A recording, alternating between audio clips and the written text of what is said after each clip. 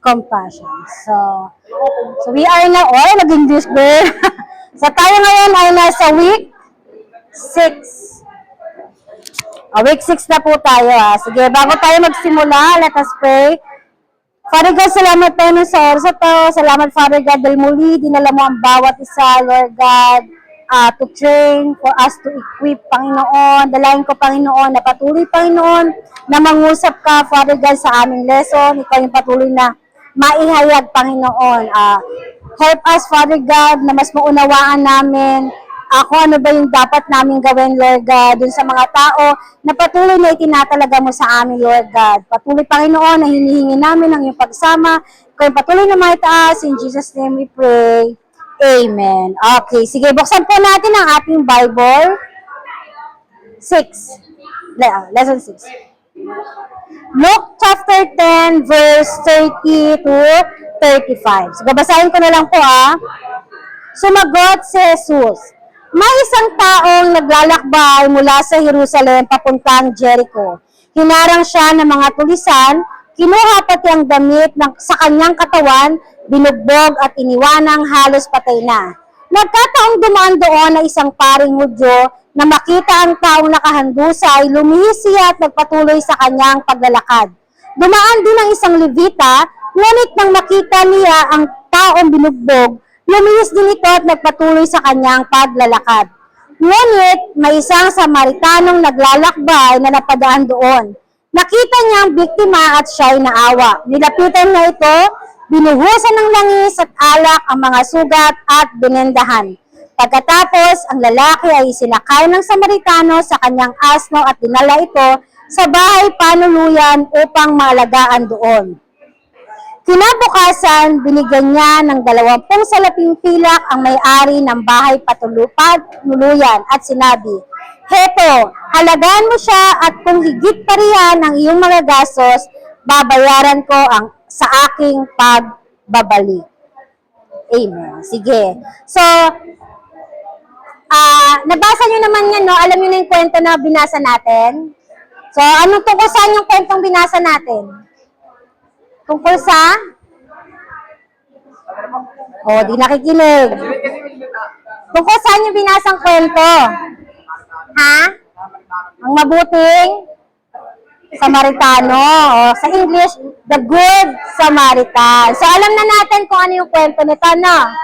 Ayan. So, ano yung natutunan nyo o ano yung lesson na nakuha mo doon sa kanyang kwento? Hari. Dali, kuya. Kabutiang loob. Si Jay.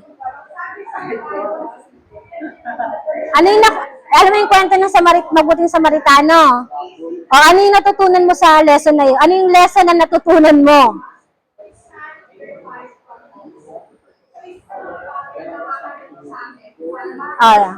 Si Mama. Maging matulungin at maawain. So, to sum up, sabi nga, the Good Samaritan, he made an effort. Diba, nagpakita siya ng effort. Paano nag-effort yung Samaritano? Yan.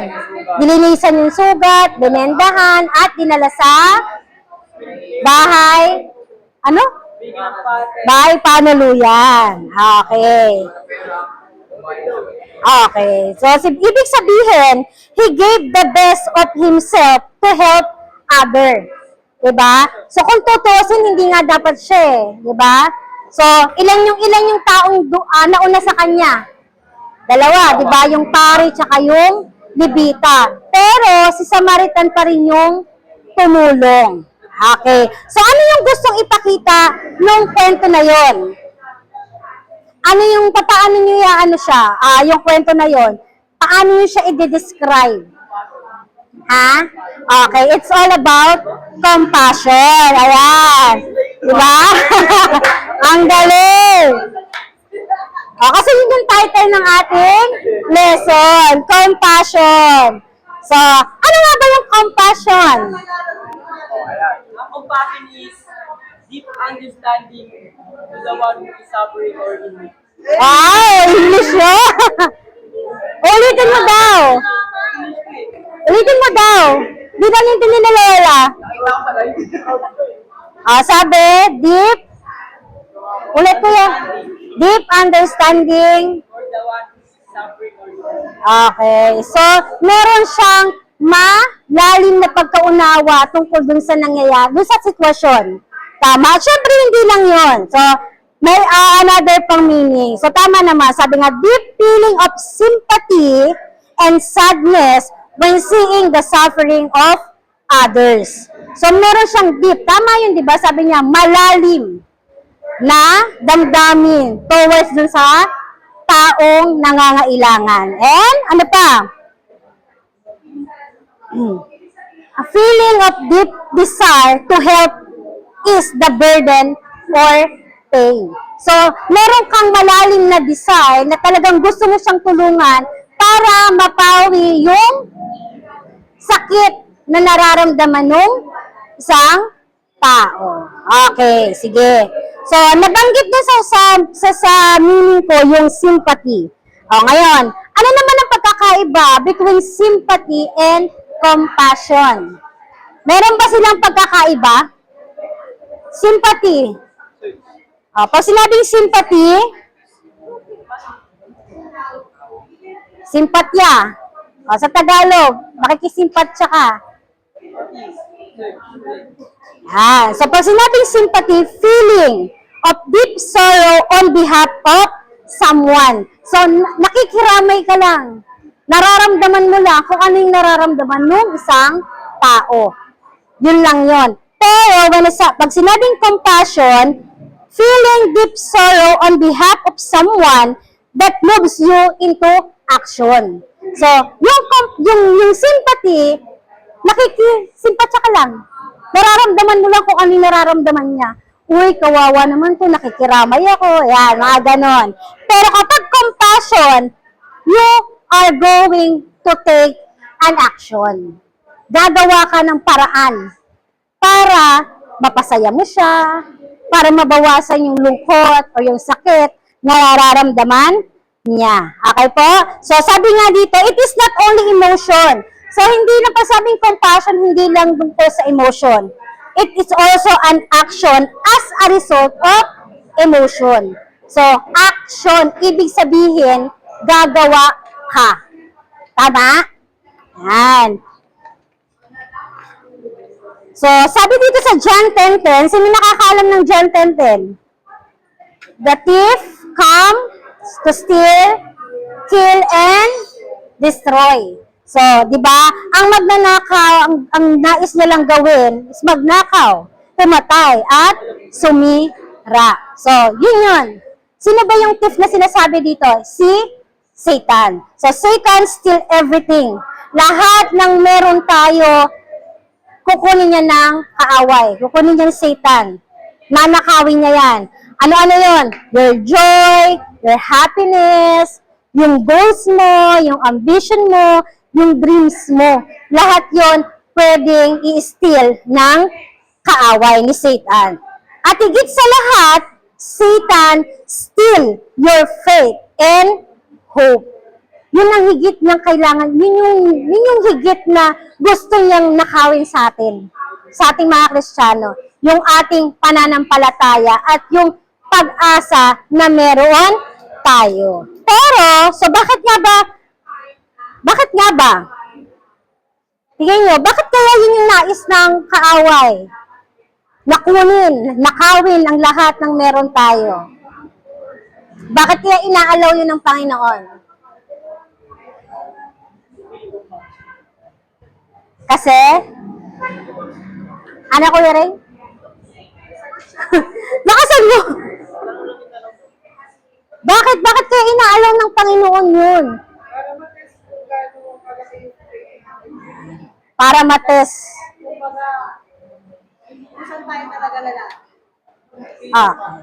For us, sabi nga, totoo naman yun, di ba? So, para alam ng Panginoon kung tayo ba ay lalapit sa Kanya. Kung gaano ba tayo nananalig, nananampalataya sa Kanya. At dahil doon, God see our spiritual condition. Nakikita ng Panginoon yung spiritual na condition natin. At dahil doon, meron siyang mga pangako. Diba? So, hindi naman tayo hahayaan ng Panginoon na matuloy na mabigo, mapahamak. Yan. Instead, meron siyang promises sa mga bagay na yon. Okay. Do you have a cellphone with you? Meron ba kayong mga cellphone or mirror? Cellphone. Okay. Hawakan niyo yung cellphone niyo.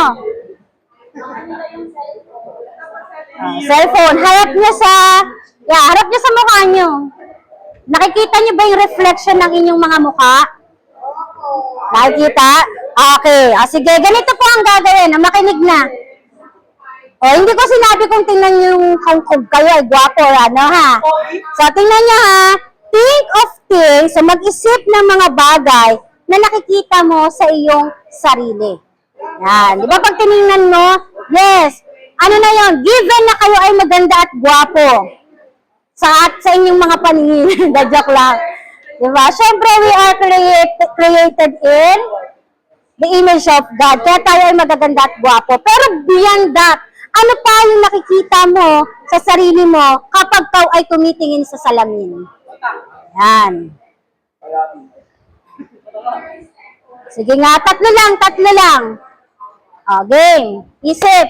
Tatlo lang ha, tatlong bagay lang. Ano yung image na makikita nyo?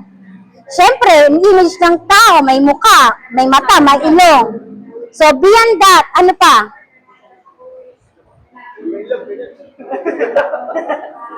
Sige. Hari, ikaw, ano yung nakita mo? Kapag ikaw ay tumitingin sa salamin or sa cellphone mo, bukod sa ikaw ay gwapo,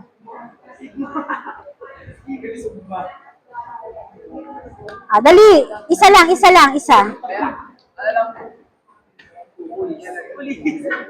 Anong pulis? Nakikita niya yung pangarap niya. Okay, tama naman.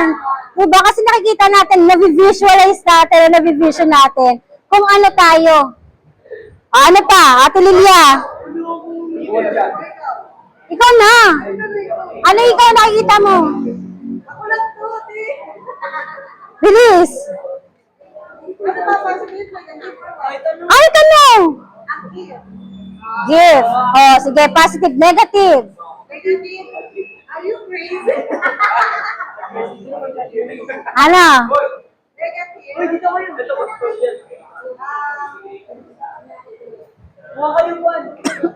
Bakit yung wala negative? Bilisan mo na.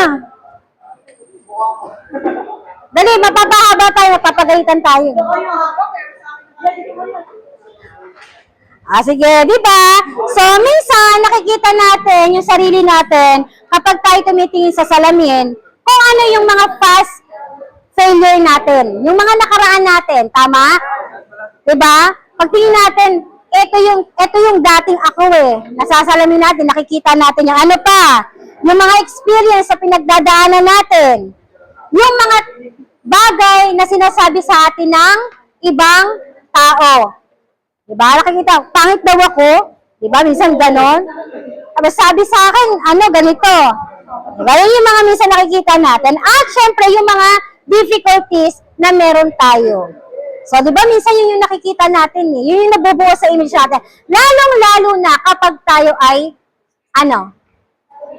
hurt. Kapag tayo ay nasasaktan. Yun yung nakikita natin, yung mga negative. Tama po? Pero sabi nga, merong apat na pangako ang Panginoon. Una, healing of emotional wounds. Okay? So, paano ba naging pangako ng Panginoon yung healing of emotional wounds? So, sabi dito, ang taong nasugatan, lahat ba dito ay nasugatan na? Nabubog, nadapa, nasugatan, yan. Diba? So, ang taong nasugatan, they immediately need an antiseptic to prevent infection. Diba? Yun yung una natin ginagawa. Hinuhugasan natin yung sugat natin, nilalagyan ng alcohol, nilalagyan ng betadine, binabandage. Tama? So, bakit natin ginagawa yon? To prevent infection. Tama? Pero, same with the emotional and spiritual wounds. So, ganun din kapag ikaw ay emotionally wounded. Yan. Pag talagang in pain ka emotionally, kapag hindi yan na-treat properly, it may cause infection. So, ano ba yung infection na sinasabi dito? Na pwedeng magkaroon tayo kapag tayo ay, pag hindi na-treat ng ayos yung emotional and spiritual wounds na sinasabi dito. Ha? Ano no? Yan, bitterness, di ba? Lahat na lang pangit sa paningin nyo. Lahat na lang, di ba? Irritable. Minsan, ano pa? Bitterness, hate, vengeance, talagang gaganti ako. Yan. Depression, loneliness, sadness, at marami pang iba. Na minsan, ano nangyayari? Kapag hindi naagapan, hindi na-treat ng maayos, dumadating sa pagiging suicidal. Tama? Yan. Pero sabi nga ang pangako ng Panginoon is for us to heal emotionally. Yan. Paano? Paano ba tayo mahi-heal? Yan. Tayong mga ambassador ng Panginoon, kailangan we are emotionally healed. Kailangan tayo ay magaling na. So, paano ba tayo nahi-heal? Kapag nararamdaman natin o na-experience natin uli yung mga pain na meron tayo. Siyempre, una, okay, by the blood of Jesus, totoo po yun. So, siyempre, una, talk to your leader. Talk to your pastor. Diba? Kung hindi mo kaya magsabi kay leader dahil nahiya ka, then go to the pastor. Na parang kung tingin mo, parang hindi ako, parang ang bigat itong problema ko. Parang nahiya ako kay leader. Pwede ka naman dumiretso kay pastor. Okay? Pangalawa, every time na makakarinig ka or every time na mararamdaman mo yung mga bagay na yon, pangalawa mong gagawin bukod sa mananalangin, apply Bible verse of God promises doon sa mga bagay na nararanasan mo. Diba? So, especially yung mga salita na naririnig mo against sa'yo. Diba? Sinabi ng failure ka. Diba? Hindi ka magaling. So, anong Bible verse ang pwede mong ipalit doon? Dahil yun yung sabi sa'yo hindi ka magaling, failure ka. Bagsak ka na naman. Philippians 4:13. Ano yan, Kuya Riwana? Okay. I can do all things through Christ who strengthens me. Diba? Yun yung pangako ng Panginoon sa'yo Diba? Kaya mong gawin ang mga bagay sa pamamagitan ng tulong ng Panginoon. Diba? So yun. Isa lang yun sa mga promises ng Panginoon, mga Bible verses na pwede nating ipalit doon sa mga negative emotion or doon sa mga emotional wounds na meron tayo. Ano pa? Hindi ka makakatapos ang pag-aaral. Ganyan ka na lang. Pero sabi nga, Jeremiah 29:11, ano sabi sa Jeremiah 29:11? Declares the Lord, plans to prosper you and not to harm you. Plans to give you hope and a future. Diba? Hindi, sabi sa Jeremiah 29:11, great future ang ibibigay sa akin ng Panginoon. So makakatapos ako. Magwawagi ako. Magsasaksid ako. Diba? So yun. Kailangan tayong mga Kristiyano, alam natin i-cure yung sugat na meron tayo. Kasi pag yan hinayaan natin, lalagapak ka na lang dyan. Ang gagawin mo, you will turn back sa Panginoon. Aalis ka. Kapag nangyari yun, na-cure ba? Hindi. Mas magiging malala. Diba? Talagang yung bitterness, yan, sadness, and depression, anxiety, na magte-turn into suicidal. Kaya maraming nagsisuicide. Dahil hindi nila kayang gamutin yung kanilang emotional and spiritual wound. Kapag nararamdaman nyo na yun, talk to your leader. Hindi kayo, diba, nahihiya ka, edi you ask for prayer. leader, pag-pray mo naman ako. Diba? Kung ayaw mong i-detalye sa kanya kung ano yung nangyayari sa'yo, you just simply ask for prayer. Diba? Yun lang. Pero mas maganda, maging open doon sa leader mo. Para alam niya kung paano kanya ipapanalangin. Amen po. Number 2, freedom from sadness. Pag sabing freedom, kalayaan, malaya. So sabi nga, paano ba, na-experience mo na bang maging malaya emotionally? Diba? From sadness to joyful. Diba? Or talagang sadness lang yung ano nyo, emotion na meron kayo? Sige. Sino yung nakaranas talaga na nandun siya sa panahon na talagang sobrang lungkot na lungkot siya?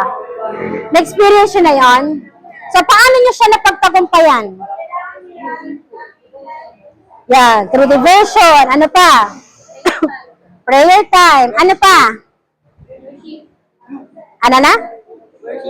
Yeah, mag-worship sa Panginoon. Okay, so isa pang bagay for us to free from sadness is through an encounter with Jesus. So, pamamagitan ng encounter. Lahat po ba ay nakapag-encounter na? Sino ang nakapag-encounter na? Lahat.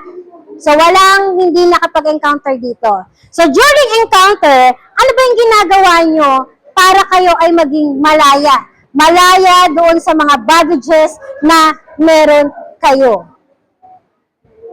Ano? Paano nyo napalaya yung sarili nyo? O lumaya nga ba kayo during encounter? Hindi? Hindi ako lumaya ng encounter. Parang kailangan ng re-encounter. Lumaya ba? Sagot kayo. Lumaya? Diba? Yung paglabas nyo during doon sa encounter house, malungkot ulit kayo. Okay, back to sadness mode, ganon. Diba hindi? Diba talagang, nung lumabas kayo sa encounter house, kung saan man kayong lugar nag-encounter, diba yung ngiti nyo, walang mapaglagyan? Diba? Yung parang hanggang pagtulog nyo, talagang as in, ngiting-ngiti kayo, sayang-saya kayo eh. Bakit? Dahil kayo ay pinalaya ng Panginoon doon sa kalungkutan na meron kayo. Yan. So ano yan? True encounter with Jesus. So sabi nga, bring all your weaknesses to the foot of the cross. So lahat ng meron tayo, lahat ng nararamdaman natin, ibigay natin yun sa paanan ng Panginoon. Diba? At kapag yan ay binigay mo, hindi mo na yan balikan. Iiwanan mo na yan doon. Diba? Lahat, walang matitira. Diba? Para maranasan natin yung freedom talaga, yung kalayaan sa sadness, sa weaknesses na meron tayo, simply ibigay natin yon sa Panginoon. Lahat. Walang maititira. Kasi pag may natira dyan, magiging mitsa ulit yon para ano? Para mabuhay yung iniwanan nyo, yung ibinigay nyo sa Panginoon. Pero kapag wala kayong tinira, tingin nyo babalik ba yon? Hindi. Unless, hahayaan nyo ulit na bumalik. Diba? So sabi nga, for us to receive the fullness of joy and happiness, ano ang gagawin natin? We empty our hearts para sa bagay na yon. So kapag empty yung puso natin, malaya yung puso natin, ang gagawin ng Panginoon, papasukan naman niya yan ng joy, ng happiness, ng strength. Bakit? Empty siya eh. Pero pag may tinira kayo dyan, tingin nyo, mapi-feel ba yung space na yon? Hindi. Bakit? Kasi may nakatira. Kaya kailangan for you to free from sadness, wala kayong ititira kapag ibinigay nyo yan sa Panginoon. Siyempre, kailangan ba? Kasi nag-encounter, yung pupunta lang ba kayo dun sa retreat house? Hindi. So, kailan nyo pwedeng ma-encounter ang Panginoon? Araw-araw. Through your personal time ng devotion nyo, ng prayer time nyo, ng worship nyo. Diba? Kaya nga sabi nga kapag nagpapa-altar call daw, it is a privilege for you to go. Bakit? Doon mo isosurrender yun Diba? Kailangan, kapag kayo nagda-devotion, hindi nyo hahayaan na hindi nyo maramdaman ang presensya ng Panginoon. Kasi pag ginawa nyo lang siya, may visa, wala. Ginawa nyo lang kasi requirements. Dahil kailangan. Kailangan sa ganito, kayo sa ganyan. Pero, hindi nyo nakukuha kung ano ba talaga yung reason kung bakit kailangan nating ma-encounter ang Panginoon every day. So, bakit nga ba? For us to free from sadness, from any yung baggages na meron Amen po? Yan. Next po is divine medicine. O ano yung dalawang bagay na ginamit ng Samaritano doon sa lalaking sugatan? Ano yung dalawang bagay na ginamit niya? Ano yung dalawang bagay na ginamit niya? Yung dalawang bagay na ginamit ng Samaritano doon sa sugatang lalaki. Anong binuhos niya? Anong betadine? Oil and wine.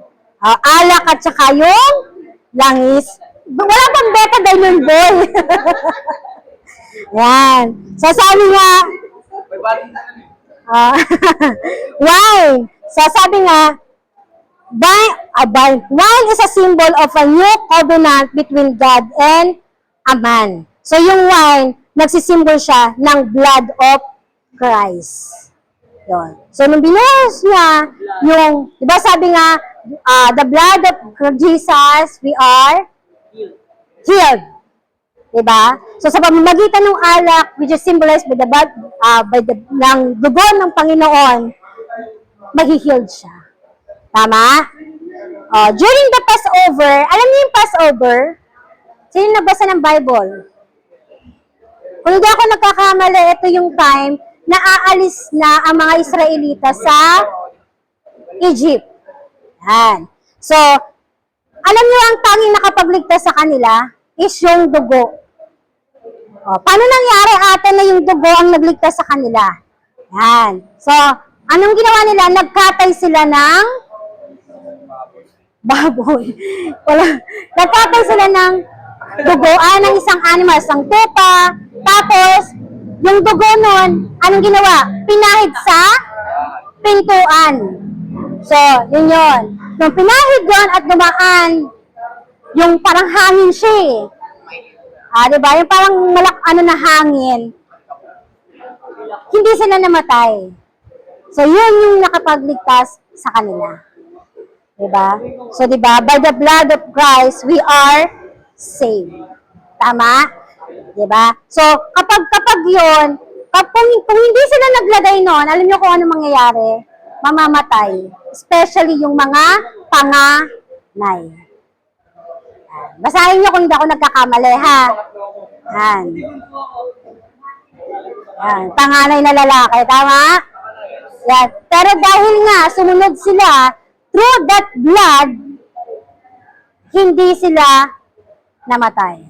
Naligtas sila. Okay? So, tandaan natin na, by the blood of Christ, we are saved. Kanina, by the blood of Christ, we are healed.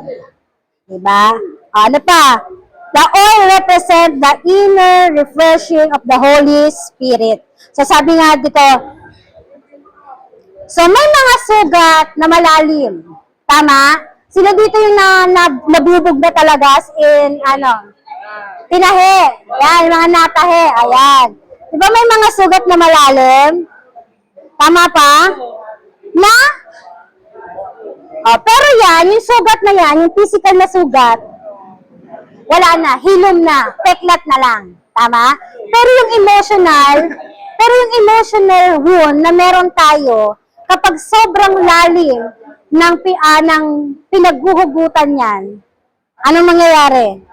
Babalik at babalik pa rin yan sa ating isip. Ang hirap burahin, tama? Tama? Diba? Kaplano na pag sinaktan ka ng jowa mo, Diyos. Diba? Lalo na, diba sabi, sino daw yung talagang nagkukos sa atin ng great pain? Yung ating mga mahal sa buhay. Yan. Diba? So sila yung talagang, kapag talagang nagsalita, talagang dadamdamin mo. Diba? So, pero sabi nga, yung oil na binuhos doon, it represent the inner refreshing of the Holy Spirit. So, God wants to minister to our inmost being. So, nais ng Panginoon na mag-minister sa atin. So, kailangan lang natin maging honest sa Panginoon. Lord, ito yung nararamdaman ko. Gusto kong ma-healed ako pagdating sa ganitong bagay. Kailangan kong makalaya.